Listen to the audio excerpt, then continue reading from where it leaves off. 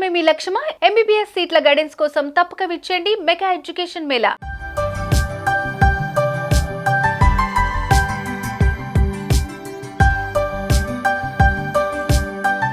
AP CM Chandrababu పాలనలో తన మార్పు చూపిస్తున్నారు. తనలో మార్పు చూస్తారని మొదటి నుంచి చెబుతున్న ఆయన నిజంగానే చేసి శభాష్ అనిపించుకుంటున్నారు. మాటిస్తే ఖచ్చితంగా నెరవేరుస్తామని ధీమాను లబ్ధిదారుల్లో కల్పిస్తున్నారు. తాజాగా గుడివాడ ఘటన ఇందుకు నిదర్శనం.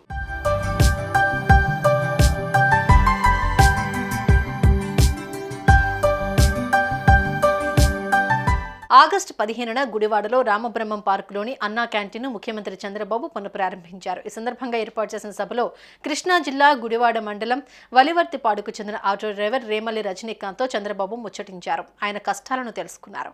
అవి తీరాలంటే ఏం కావాలని అడిగారు. ఆటో డ్రైవర్ చెప్పిన విషయం విని ఓ హామీ ఇచ్చారు. రాజకీయ నాయకులంటే ఇదంతా సహజమే అని ఆ ఆటో డ్రైవర్ కూడా వదిలేశాడు. కానీ చంద్రబాబు ఆ హామీ నిలబెట్టుకున్నారు.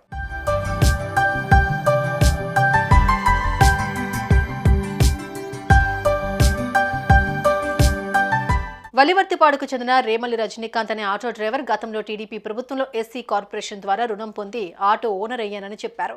డీజిల్ ఆటోను ఎలక్ట్రిక్ వాహనంగా మార్చుకుంటే ఖర్చు తగ్గి ఆదాయం పెరుగుతుందని చెప్పారు. దీంతో స్పందించిన చంద్రబాబు నీ వాహనంతోనే ఈ విధానం ప్రారంభిస్తామని అన్నారు.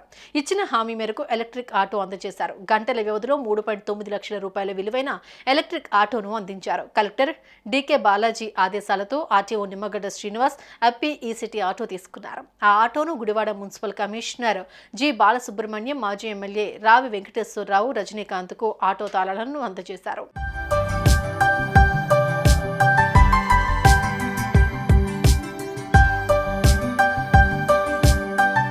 నా జీవితంలో చాలా మంది నేతలను చూశాను, కానీ చంద్రబాబు లాంటి నేతను ఎన్నడూ ఇంత దగ్గరగా చూడలేదన్నారు ఆటో డ్రైవర్ రజనీకాంత్.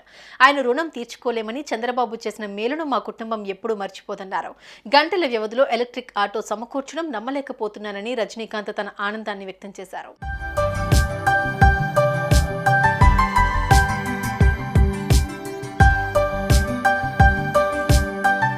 అందరికీ నమస్కారం అండి.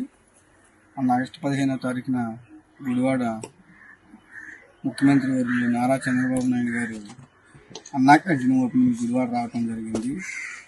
ఆ రోజు నాకు స్టేజీ మీద హామీ ఇచ్చిన ప్రకారం మీరు ఏ ఆటో తోలుతున్నారని సీఎం గారు అడిగారు.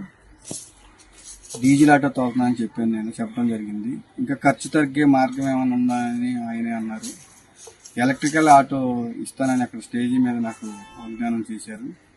అన్నమాట ప్రకారం ఈ ఆటో నాకు ఇప్పించారు. కలెక్టర్ గారు దాన్ని కన్వర్ట్ చేయటానికి అని కలెక్టర్ గారిని అడిగారు. అది మన రాష్ట్రంలో అయితే లేదంట. దానికోసమని చాలా మందిని కనుక్కొని చేయటం అవకాశం లేదని మాకు ఎలక్ట్రికల్ ఆటో ఇవ్వటం జరిగిందండి. సీఎం గారికి ధన్యవాదాలు చెప్పుకుంటూ నేను ఎప్పటికీ సీఎం గారికి రుణపడి ఉంటానని, నా కుటుంబానికి ఎంతో ఆదాయం పెరుగుతుందని నేను నమ్ముతున్నాను. ఎందుకంటే డీజిల్ ఖర్చు ఉండదు కాబట్టి ఇంట్లోనే ఛార్జింగ్ పెట్టుకుని ఈ ఆటో తోలుకుంటే డబ్బులు ఆదా చేసుకోవచ్చు అన్నది మటుకి సీఎం గారు చెప్పింది అక్షరాల నిజమండి. సీఎం గారికి నేను రుణపడి ఉంటాను. సీఎం గారికి ధన్యవాదాలు. జీవితాంతం సీఎం గారి పేరు చెప్పుకుంటానని తెలియజేసుకుంటున్నాను.